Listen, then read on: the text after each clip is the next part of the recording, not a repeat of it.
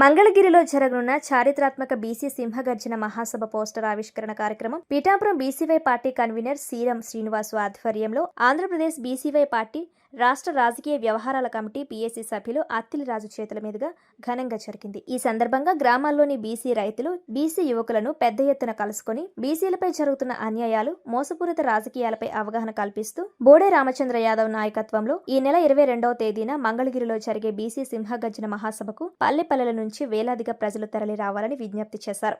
BC అణచివేతకు వ్యతిరేకంగా జరిగే విస్ఫోటనానికి రామచంద్రన నాయకత్వంలో పోరాటానికి ముహూర్తమన్నారు. పిఠాపురం నుంచే కాదు ఆంధ్రప్రదేశ్ అంతటా బీసీ సింహగర్జన ప్రతిధ్వని వినిపించాల్సిందేనని బీసీవై శ్రేణులు ప్రజలకు పిలుపునిచ్చారు. ఈ కార్యక్రమంలో మూర్కుర్తి శివ, పీతల రాజా, కుక్కపండు, మచ్చల శ్రీను, కుక్క చిన్న, బండారి చెన్నారావు, మూర్కుత్ సింహాద్రి, అప్పన్న, బతుల రాజు, ఆవిడ నూకరాజు, గ్రామ పెద్దలు తదితర బీసీవై పార్టీ నాయకులు, కార్యకర్తలు పాల్గొన్నారు. సార్ 22వ తారీఖున బీసీ సింహగర్జన కార్యక్రమం బోడే రామచంద్రరావు గారు నాయకత్వంలో మన మంగళగిరి విజయవాడ మంగళగిరి నాగార్జున యూనివర్సిటీ దగ్గర ఏర్పాటు చేశామండి. బీసీల యొక్క సింహగర్జన ముఖ్య ఉద్దేశం పరిస్థితి అవుతుంది. దాదాపు 60% అంటే 5 కోట్ల మంది ఈ తెలుగు ఆంధ్రప్రదేశ్లో ఉన్న జనాభాలో 3.5 కోట్ల మంది బీసీలే ఉన్నారు. బీసీలు అంటే 135 కులాలు 36 కులాలు ఉన్నాయి. వీళ్ళు కనీసం నీడగడ లేకుండా అక్కడ చేస్తే రేపు పొద్దున మన భవిష్యత్తు ఏమవుద్ది అనేది, ఏమంటే మన బిడ్డల భవిష్యత్తు వాళ్ళు చదువుకోవడానికో లేదా ఉద్యోగ ఉపాధి అవకాశాల కోసం నగరంలోకి వెళ్ళినప్పుడు కనీసం నీడు ఉండాలి.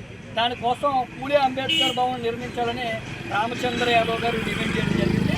ఇవన్నింటినీ కూడా ఆ సభ ద్వారా ప్రభుత్వానికి బలంగా వినిపించాలి అనేది రామచంద్రరావు యొక్క ఆలోచన. దానికి మీరు అందరూ సహకరించి 22వ తారీఖు రావాలని అందరూ కూడా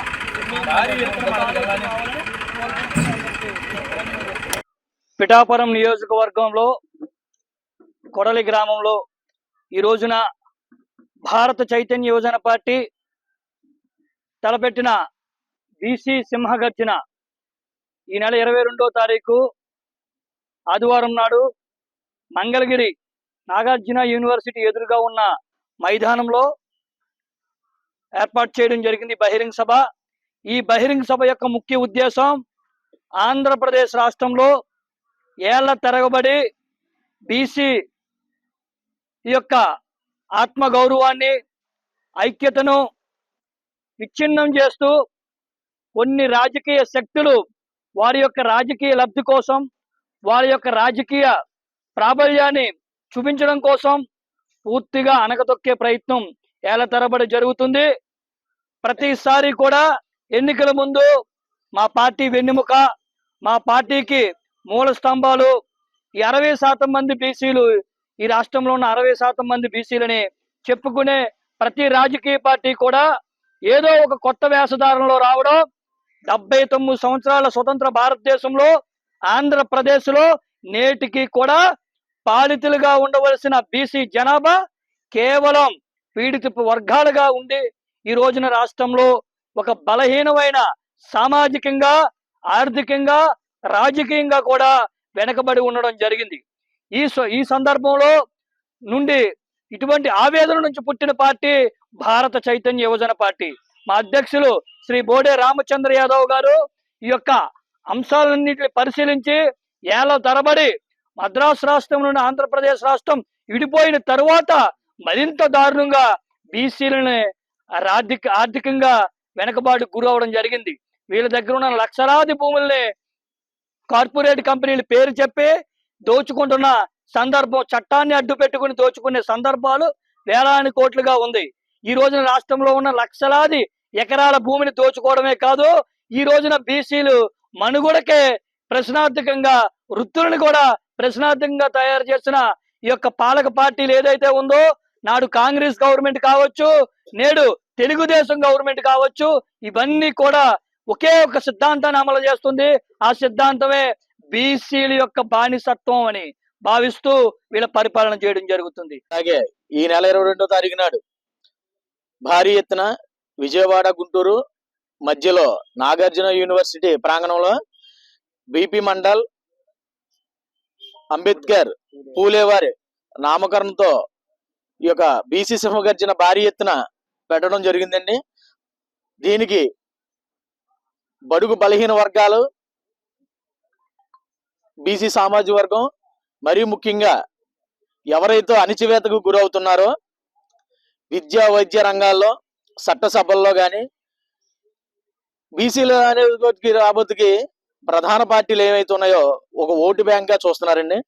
ఎలక్షన్ టైంలో వాళ్ళతో ఓట్లు వేయించుకోవడం, వాళ్ళతో సాకిరీ చేయించుకోవడం, అధికారం వచ్చిన తర్వాత వాళ్ళని ఒక చీడ పురుగుల్లా చూడడం, వాళ్ళు ఓన్లీ ఒక ఓటు వేసే యంత్రాంగం లాగే చూసి వాళ్ళకి ఎటువంటి రాజ్యాధికార ఫలాలు అందకుండా కొన్ని వర్గాలు వాళ్ళు అడ్డుపడుతున్నాయి. ఎందుకంటే బీసీలు ఎక్కడైతే ఏకమైతే వీళ్ళకి ఎక్కడ మనుగాడ ఉండదోమోనని వాళ్ళలో భయం అండి. అందువల్ల ఈ ప్రధాన పార్టీలు మా బీసీ సామాజిక వర్గాన్ని మరీ ముఖ్యంగా స్వతంత్రం వచ్చి 78-79 సంవత్సరాలు అవుతున్నా కూడా భారతదేశానికి స్వతంత్రం వచ్చింది, కానీ బీసీలకు అయితే మన తెలుగు రాష్ట్రాల్లో కానీ భారతదేశంలో కానీ ఎక్కడ స్వతంత్రం రాలేదండి. ఒక విద్యా రంగంలో కానీ వైద్య రంగంలో కానీ చట్టసభల్లో కానీ ప్రతి ఒక్కరికి కూడా వెనకబాటుతనం అంటూ చూపిస్తున్నారు.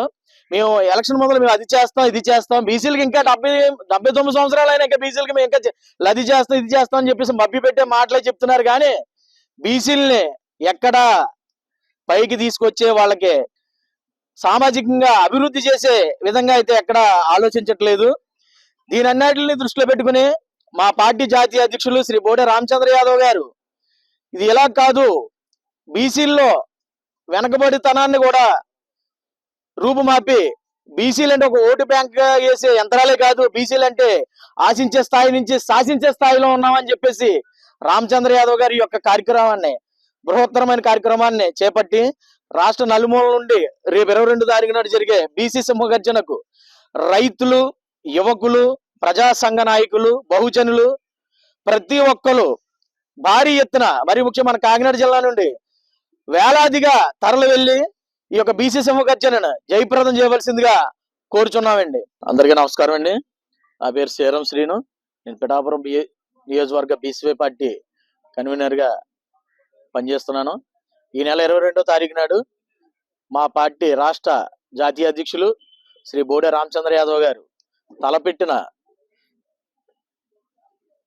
బీసీ సింహగర్జన కార్యక్రమం నిమిత్తం ఈరోజు కొలప్రోలు మండలం కొడవల గ్రామంలో మా రాష్ట్ర పొలిటికల్ అబ్జర్వర్ కమిటీ సభ్యులు శ్రీ అత్తిల్ రాజు గారిని మా ఆహ్వానం మేరకు ఇక్కడ విచ్చేసి ఉన్నారండి.